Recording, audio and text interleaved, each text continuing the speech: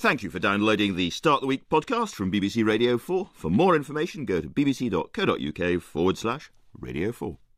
Hello, a conversation with a strong sense of place today. Later we're going to be talking about England. The skies over Thanet are the loveliest in all of Europe, said Turner, who knew a thing or two about skies. And a rare thing these days, the new public art gallery, the Turner Contemporary, is opening in Margate, and we're joined by its director, Victoria Pomery. Plus the woods of Dorset and England's wood in general, inspiring one of the greatest makers of furniture, a man called the father of British furniture design, John Makepeace.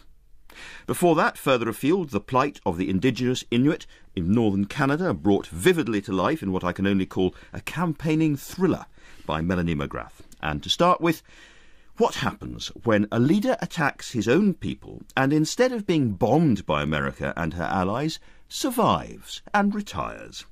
Pamela Yates is an American filmmaker whose film about Guatemala's vicious war in the 1980s was shown around the world.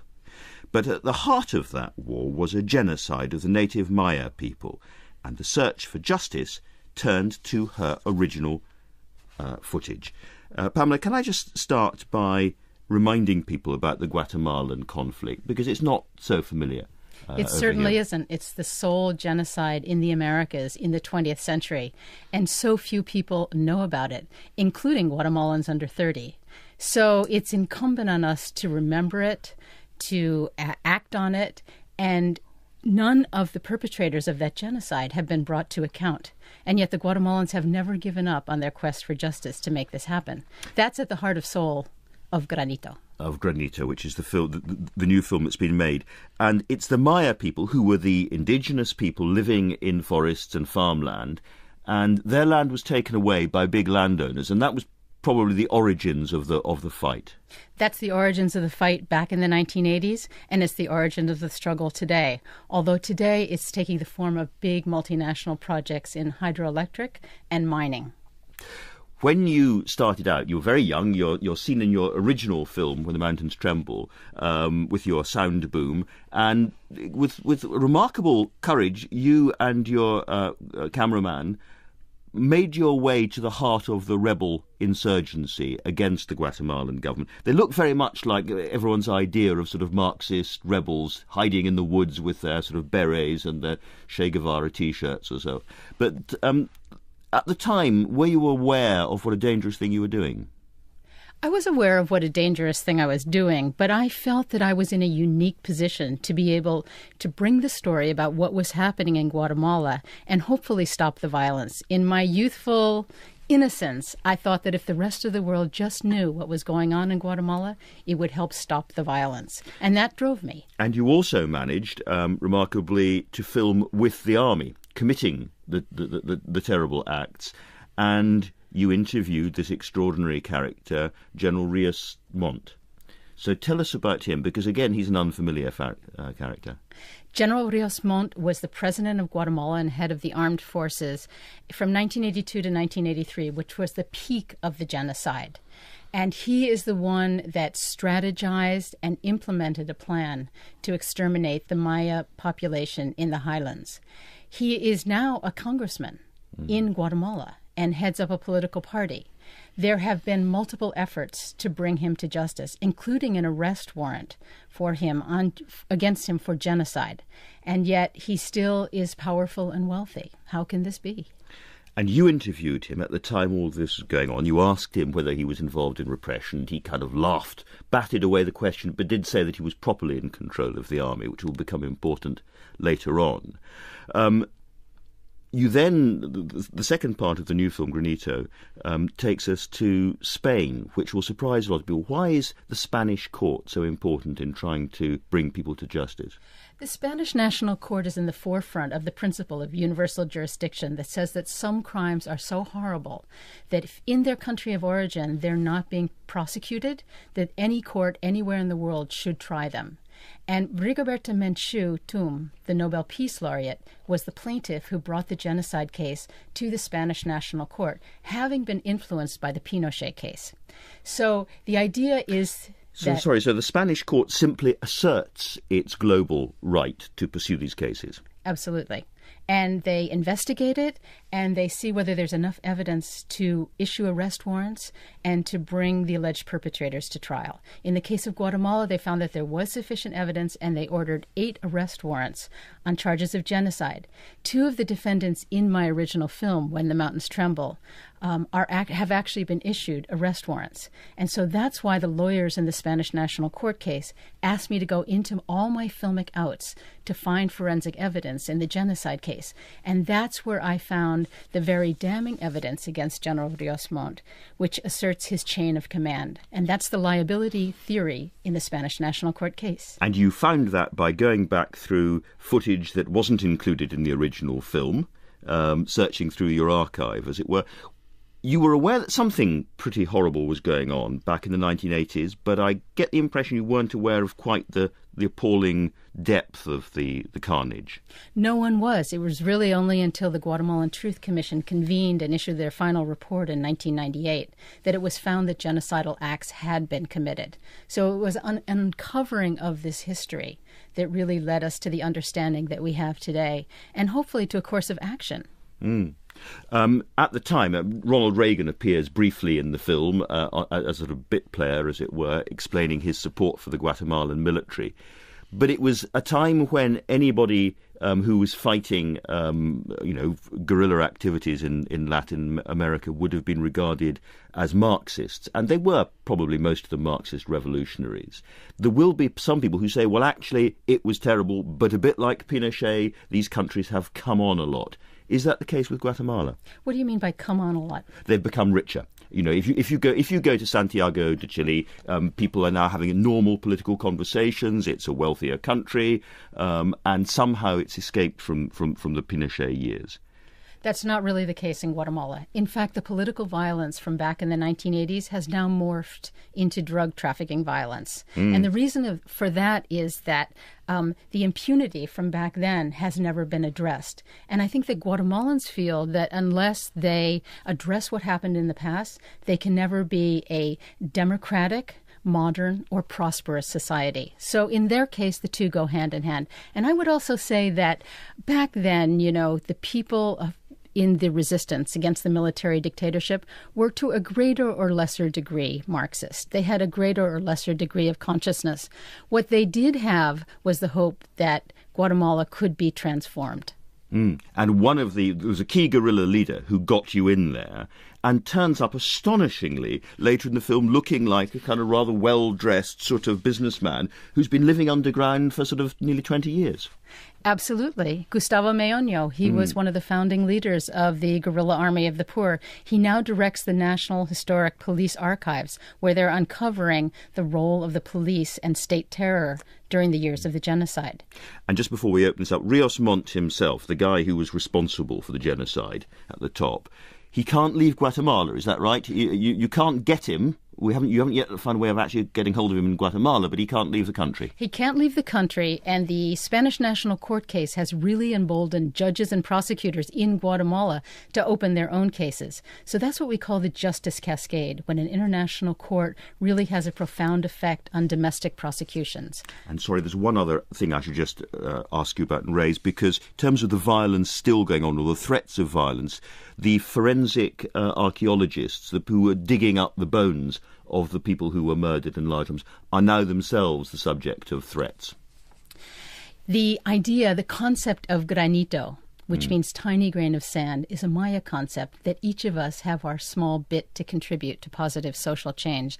And the forensic anthropologists and archaeologists are really iconic in that sense.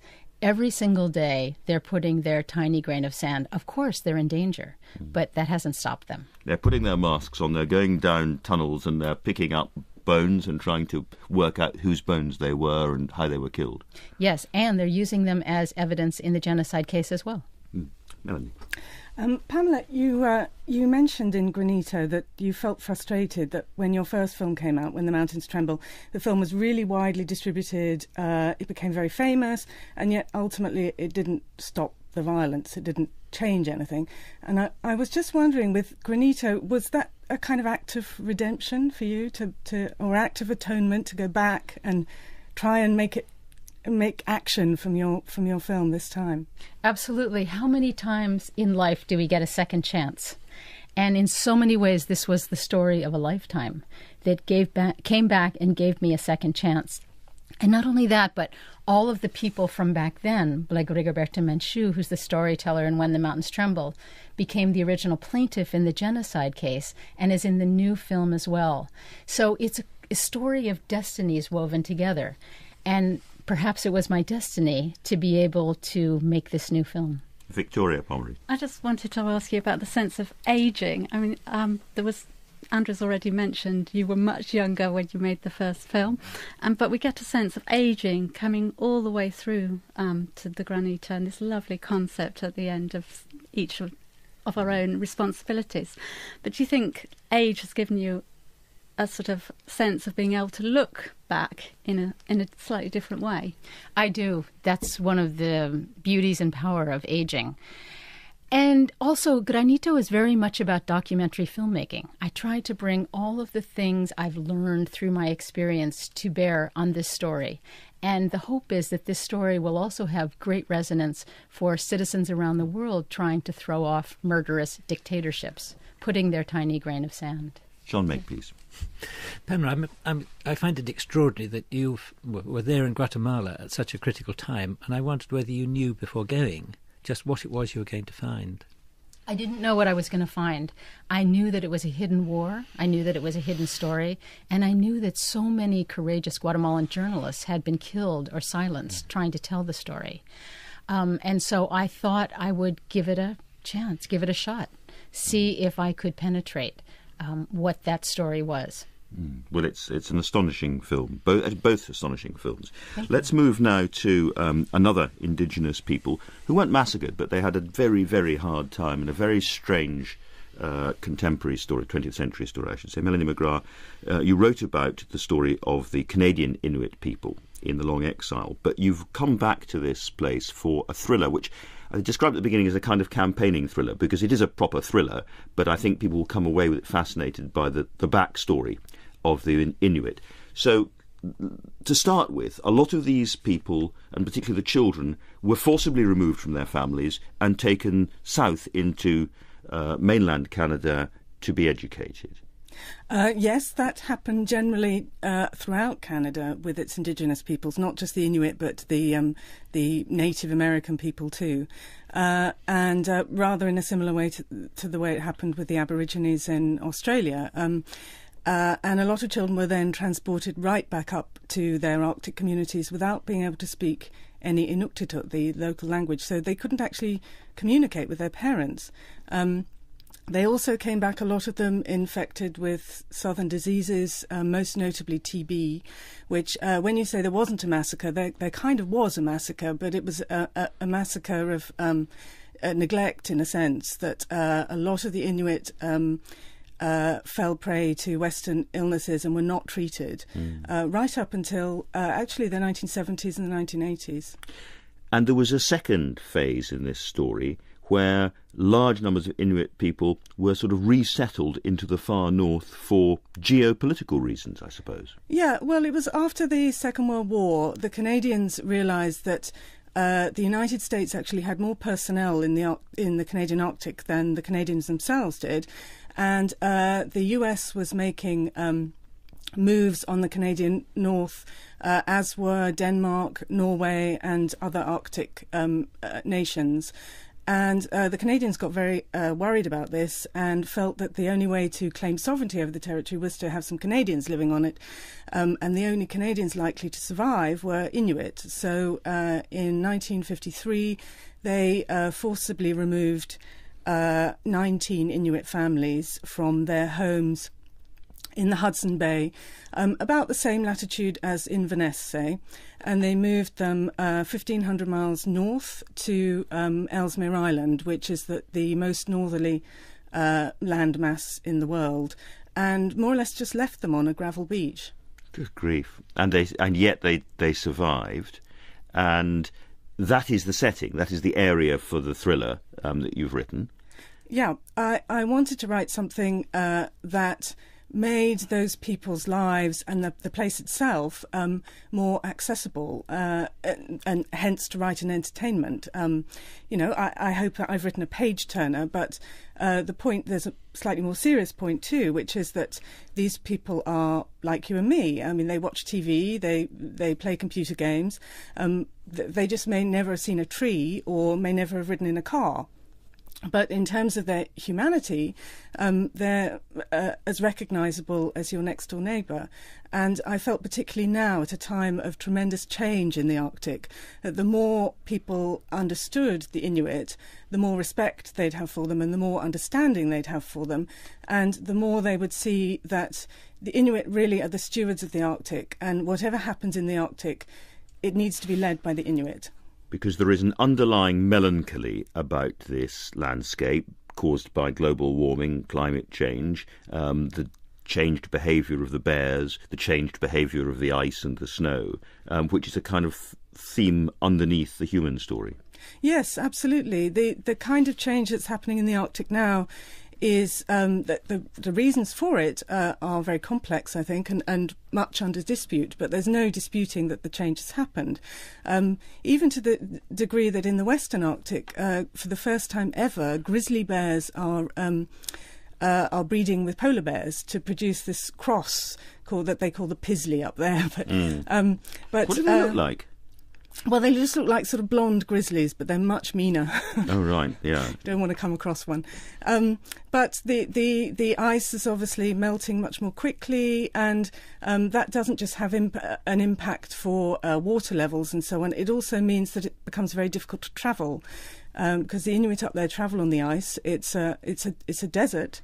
One thing people don't often think about the high Arctic in particular is that there isn't any snow. It's just ice and rock. It's just ice. Yes.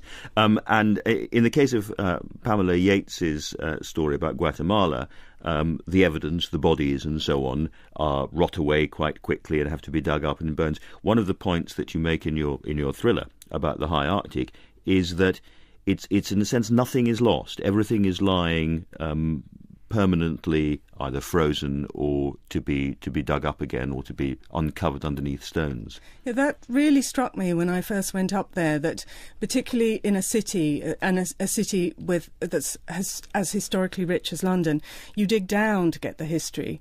But in the Arctic, it's all on the surface. Scattered, and there forever. Nothing rots there. So it's a kind of charnel house. The tundra is littered with bones, human and animal, from centuries past. Interesting, the idea of making people understand another part of the world through a thriller. I don't know whether you would consider yourself now first a thriller writer or somebody, as it were, championing the Inuit people, whether there's no distinction between the two things. Well, I think of myself as a storyteller, but I hope that I tell stories that have some meaning beyond themselves. So White Heat is intended to be a page-turning thriller. It has a background of this extraordinary Arctic landscape, which is very contested and going to become more so as oil and gas exploration increases in the area. But it's also a comment, I think, I hope, on the contemporary condition of the Arctic, and a manifesto for us being very careful what we do with the Arctic, because it's a very delicate terrain, and once it's gone, it's gone. Well, we had the writer and explorer Sarah Wheeler on the show not so long ago talking about the politics of the high north and the fact that the Russians in particular, but other countries, are really driving, because of global warming, they feel that there's fantastic oil fields and gas fields there to be exploited. And there is a kind of, it's not yet a rush for the Arctic, but it's speeding up, isn't it? It is, indeed, and the Russians have put naval frigates out in the summer around Ellesmere Island. The Canadian Navy has a presence now around Ellesmere Island, and one of the issues of the Eastern Arctic archipelago is that no one has yet established who owns the waters in between the islands, and that's actually historically a fault of us Brits. when we ceded that part of the Arctic to Canada in 1870, it was very unclear about who owned both the territory and the waters between the territories. It's now been established who owns the territory. That's Canadian land, partly as a result of dumping the Inuit off there. But who owns the waters is a whole other matter. So that, I think, in future is a matter of great contention. Victoria Pomery. I just was interested how you first got interested in that part of the world and when you first went there, and then how did you cope with those temperatures? I think there was a reference in the book of it's minus 25 degrees, and it sounded like the people were going off to have a barbecue or something, and it sounded like it was balmy. Yeah, I did actually have I was staying with some Inuit people up there, and we did actually have a barbecue at minus 28, which they thought was a lovely breezy spring day.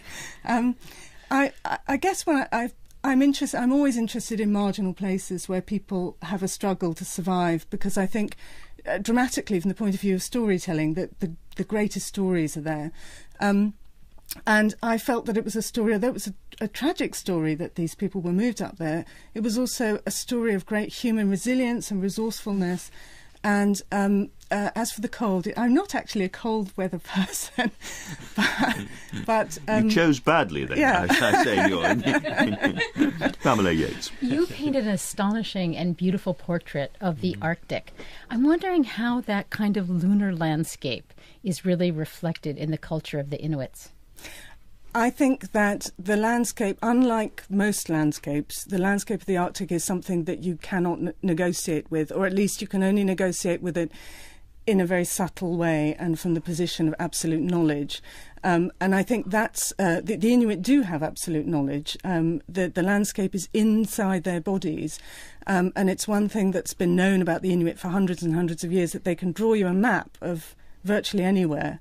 They were drawing maps of the Arctic before the Elizabethans, before Martin Frobisher got to the Arctic in the 1570s. And they have a very subtle understanding, inbred, in the blood, understanding of Arctic ways, which we can never have. And I think that's why it's important that the Inuit at the forefront of any great decisions that are made about the Arctic, because we can never understand it in the same way. John Makepeace, not a lot of wood for you up there. No, very sparse. Melanie, I'm wondering how the Inuit culture survived that transport south and then they're returning north again. Have they re-established a culture that is in any way like that which would have existed before? I think, sadly, not entirely. There have been attempts to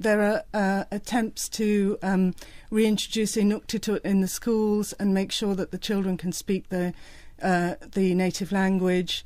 There are attempts to teach the children traditional skills, because there's often a tension between the kind of... I mean, these are children who, for the most part, won't be leaving the Arctic, and certainly up on Ellesmere Island won't be leading lives that are subsistence hunting lives, by and large.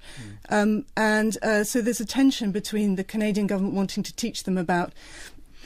one textbook up there was the highways and byways of Texas I saw in a school up there, which was somewhat bizarre, and the need for them to learn traditional skills about the land, which they can only do by being on the land. Well, let's move now to a slightly less windswept and forbidding landscape, the beach at Margate. It can be very windy there. It can, Victoria. I'm sure it can. Turner, the great painter Turner, said that the skies over Thanet are the loveliest in all Europe. And looking up at those skies, is this new gallery, the Turner Contemporary Gallery, which opens next month. And Victoria Pomery, you're the director of it. This must be the last moment for quite a while where a publicly funded contemporary art gallery is going to open.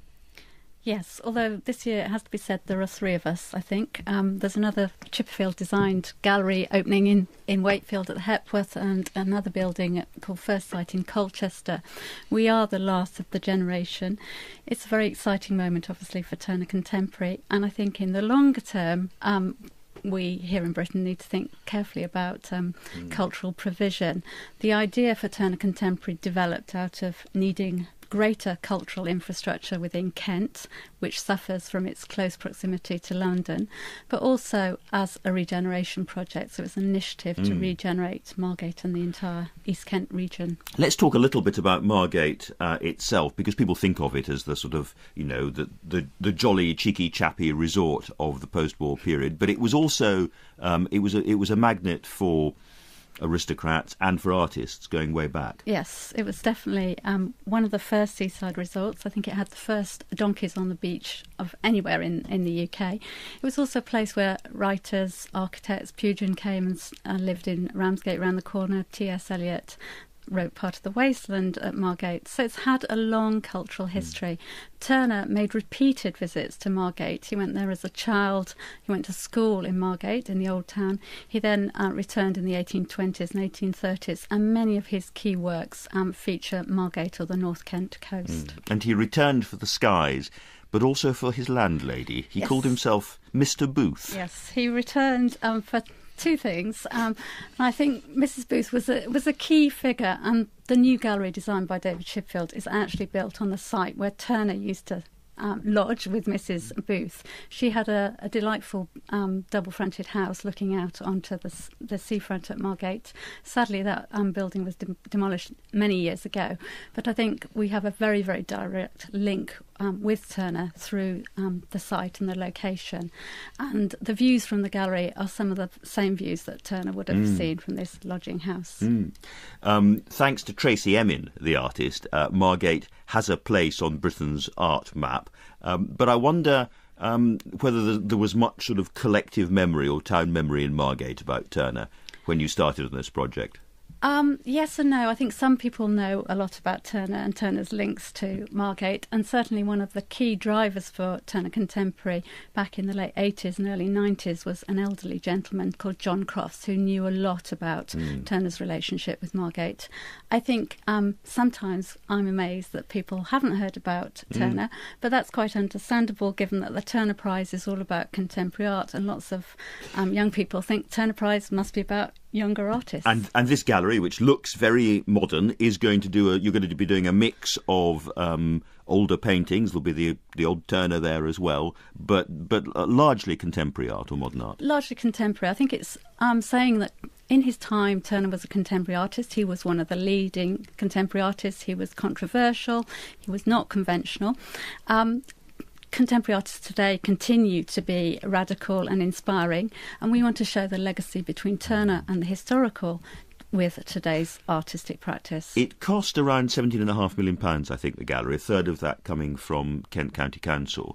There was a bit of local unhappiness, wasn't there? People saying, why can't we would prefer a swimming pool, or we would prefer a new sports centre. Why do we have to have an art gallery? Yes, I think initially people were, why is an art gallery going to be relevant in our lives? We've done a huge amount of learning and education work, working with members of the community, and those people, I think, have come round. I went to a public meeting at the beginning of 2006 where people were saying, so when are we going to get our art gallery? It's a real change. Will they be able to get in for free? It will be free admission, yes. Yeah, okay. And so what sort of shows are you planning to engage people, win over the doubters, bring them in? The opening show really sets the scene. It's called Reveal Turner Contemporary Opens, and it will be one Turner painting, an amazing scene of a volcano erupting that Turner never actually saw. He painted from documentary evidence, alongside 6 international artists. 4 of those will be new commissions. So the French artist Daniel Barren has made a site-specific piece of work on one of the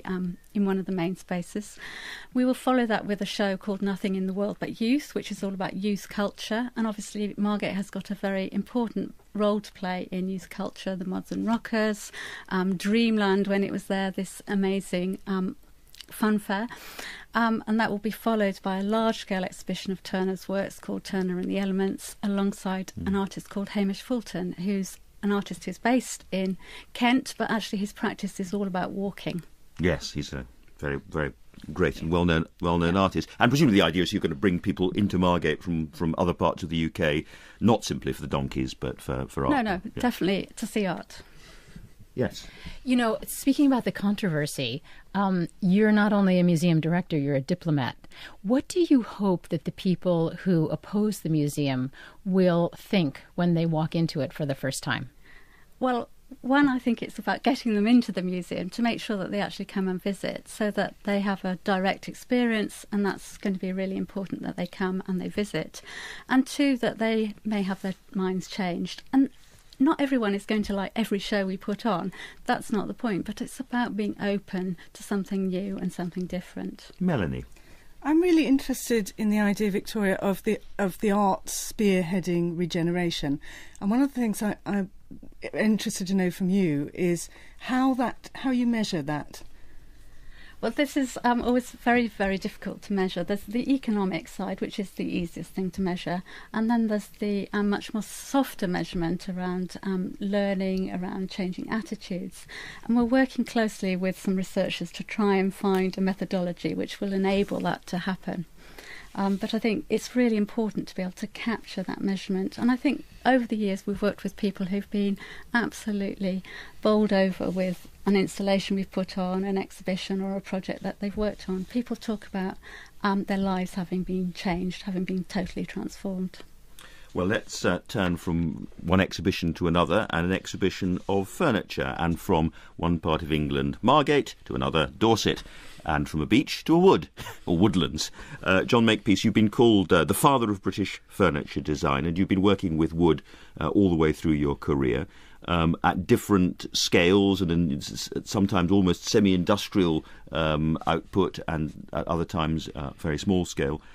Can I ask, first of all, about when it comes to making furniture, and we're going to try and describe some of your pieces of furniture, hard to do on radio, but start with the importance of indigenous wood for what you do. Do you start with the shape, the texture and the colour of particular pieces of wood?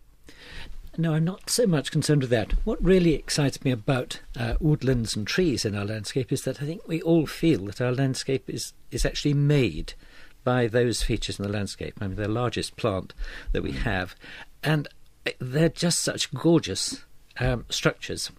And we, of course, trees don't need intervention. We wouldn't have trees in our landscape if they hadn't been planted. If we're going to plant trees and look after them, then they need to have some kind of value at the end of the day. And so part of what I'm involved in is making furniture which gives those trees a permanence beyond their natural life. And people become passionate about trees in their landscape, and I can be equally passionate about turning that tree into something which will go on for generations, in an object which a family will use or will move through ownership over time. Can we talk a little bit about the tradition of English furniture making? Because most people will think right straight back to the 18th century, and then there'll be quite a long gap until some point after right at the end of and after the Second World War, when Scandinavian style design starts to get talked about and there seems to be something of a rebirth. When did you come into the story? When did you start to take an interest in the look of furniture, or have you always? I became very interested in the sheer quality of furniture as an 11-year-old, really, when I first saw some wonderful things, and then my primary interest became in making. But then over the following years, I really began to get an interest in the modern movement and the Bauhaus. And only over time have I realised that actually the Bauhaus is about finding a machine aesthetic, which has permeated the whole of the 20th century. And I'm now seeing that actually we have lost a lot of the diversity in expression within furniture, which to me is so vital and actually quite at odds with that industrial tradition. So if there are going to be individual furniture makers, indeed there are, then we are independent of that Bauhaus movement, which was seeking to express machines, and which it has been most successful in meeting a general public need. But actually I'm interested in making the special items which are likely to be commissioned for particular situations, and where we can put much more diversity into those things than is necessarily achievable by mechanical means. Yes, you can't. Most of us can't nip out and buy one of your chairs or desks. I mean, they're terribly expensive, aren't they? And they're particularly beautifully made for as you say, almost always for a a wealthy individual or company? I take issue with the word terribly. Quite then. A bit. Yes. A bit. But inevitably, we put a lot of time into those things because we're trying to understand the customer's needs and to express those in a way which are particular, and where we combine that with material in objects which we believe will have certainly a long life. Mm. There's a playfulness about a lot of your designs, if I can put that. And again, it's hard to describe pieces of furniture, but you use a lot of sort of wave designs, forms that echo or mimic the shapes of trees, swirls, whirls. Yes, some of this comes out of my interest in the human form, where the sheer shape of our bodies is itself a starting point, of course, for a chair. And yet how often are we actually sitting in something which supports us in the way that we need to be supported? So that's a really helpful framework in which one can work. But beyond that, of course, nature produces wonderful patterns, and I like to penetrate the surface of the wood so that instead of this endless flat surfaces of timber, if we're using a solid material, then let us actually look into it and penetrate it and achieve light and shade. Yes, your furniture is not meant primarily to be looked at. It's to be looked at, but it's to be used, I get the impression, and therefore the shape of a bottom, or the bottom of a spine, or the length of legs, those sorts of things are very important to make. Yes, that's very much part of chairs, and of course the same is true with all forms of furniture, that we have sort of behavioural patterns which one wants to reflect within furniture, which are not those which are most readily produced by machines. And lest anybody sort of listening think of you working in a little hut down at the bottom of a garden with a chisel, you actually work on quite a large scale. I mean, you use big industrial machines to make some of your pieces. You've used aluminium as well as wood, and you've brought in other people to teach them the skills, and not a factory, but certainly an atelier, or I don't know how we would describe it.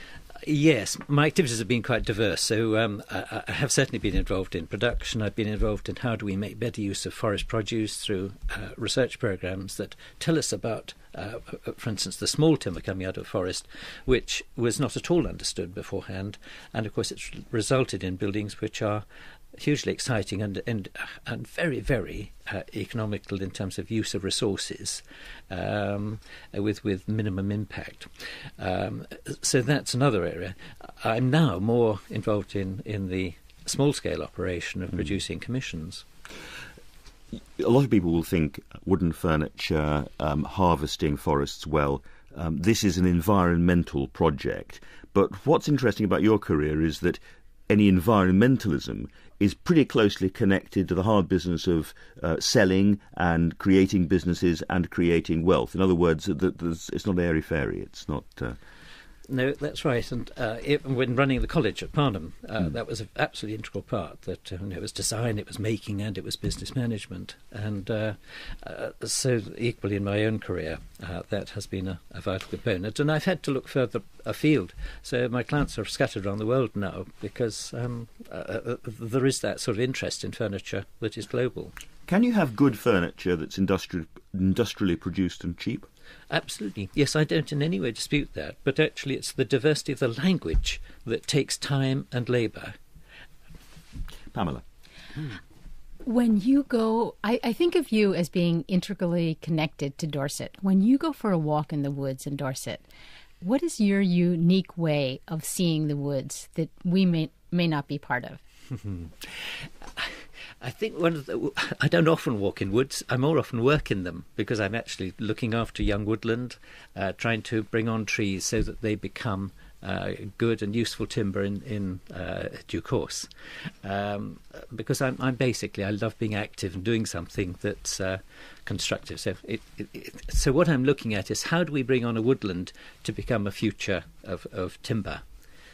And is that old-fashioned woodland farming, as it were, cutting away the brush and the smaller trees and making sure there's enough light and so on? Very much so. Yes, it's developing a canopy so that the trees are growing up clean and straight, which trees don't do of their own accord. Melanie? John, there's a wonderfully gentle wit and pragmatism in your work, which struck me as very, very English. Do you think of yourself as specifically an English maker? I do, and I love the idea that we're using woods that have been growing on this island forever. And even some of the woods like the bog oak, which is 5,000 years old, and the yew together in those trine chairs. I love that idea that this is of this place, and it couldn't be made anywhere else in the world. Is there a problem with the way that many of us consume furniture? It's a strange state of consumer furniture, but we have become very much a throwaway society, and people clear out their houses and buy some new stuff, and when it's a bit scuffed, get rid of that. If you spent so much time looking after the woodland and looking after the wood and making the furniture, presumably you hope that the furniture then has a very, very long life with its owner, and it's used well for a long period of time.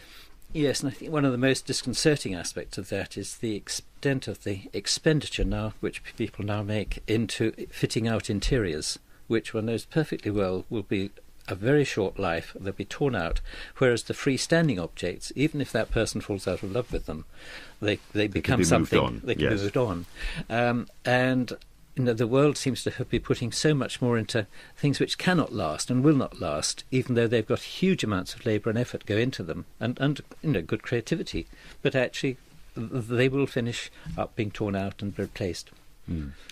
Well, I just wanted to say, based on our project of building a new building, a huge amount of time has gone into the detail, and it's all in the detail, isn't it? And because you're actually building something for the long term, not for the short term. Yes, a very small amount of time has gone into our detail, but in terms of things that cannot last, I'm afraid that includes us.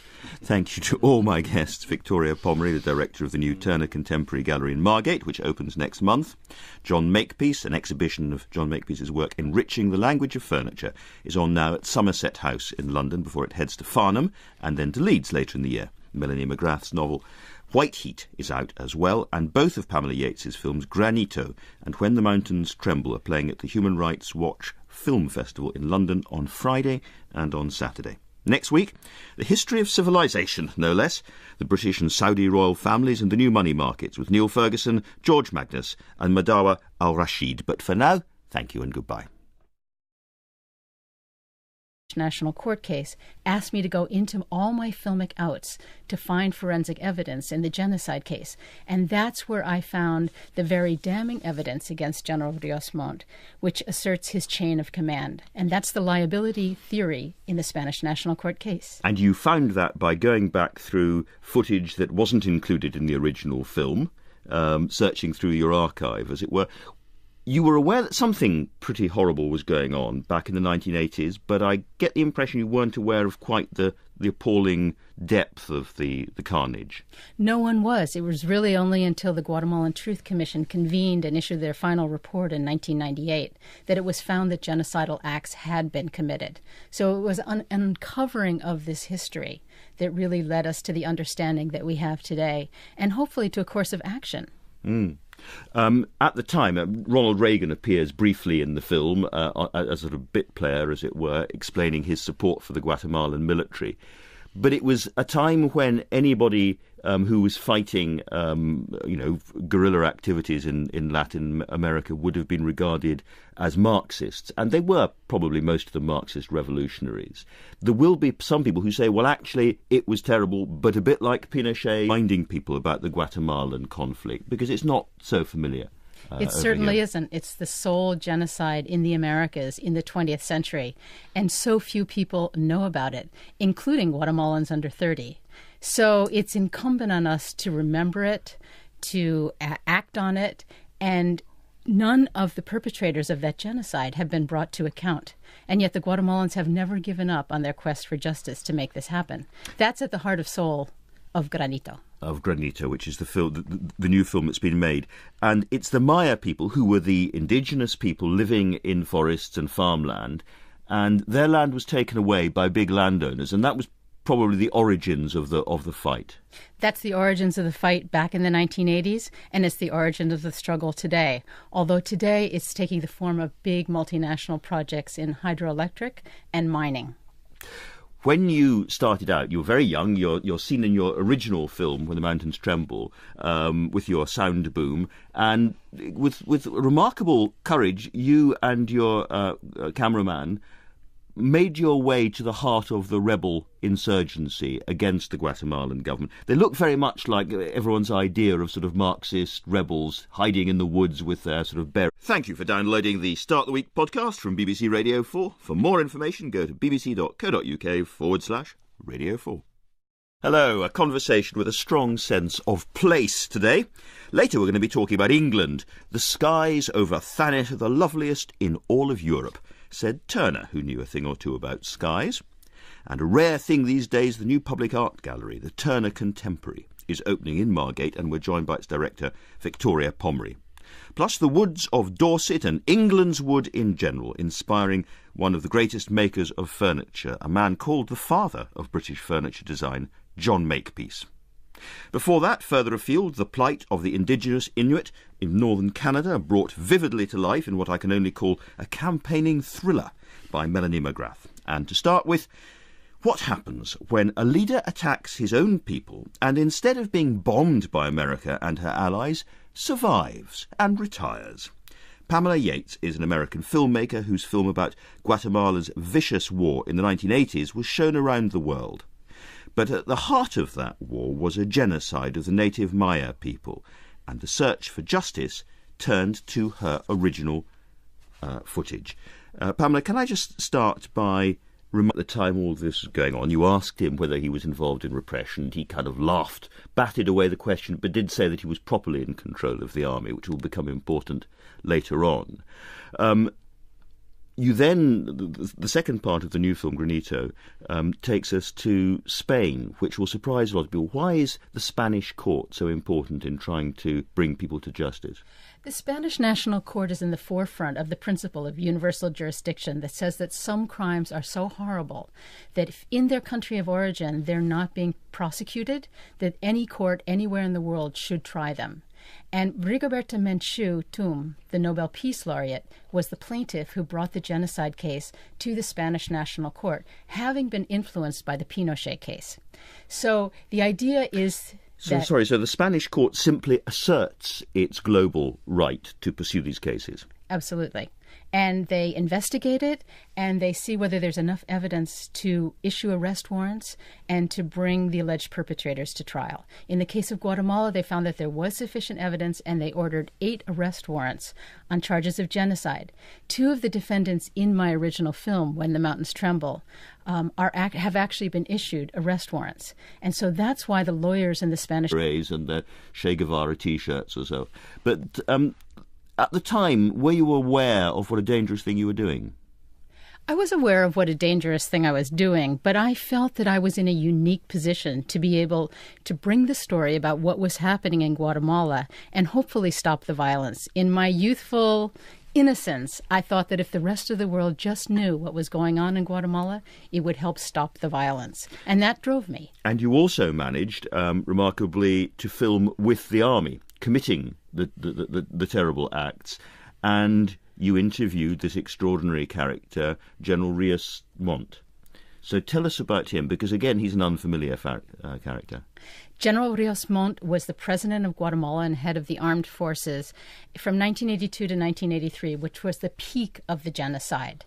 And he is the one that strategized and implemented a plan to exterminate the Maya population in the highlands. He is now a congressman in Guatemala and heads up a political party. There have been multiple efforts to bring him to justice, including an arrest warrant for him against him for genocide. And yet he still is powerful and wealthy. How can this be? And you interviewed him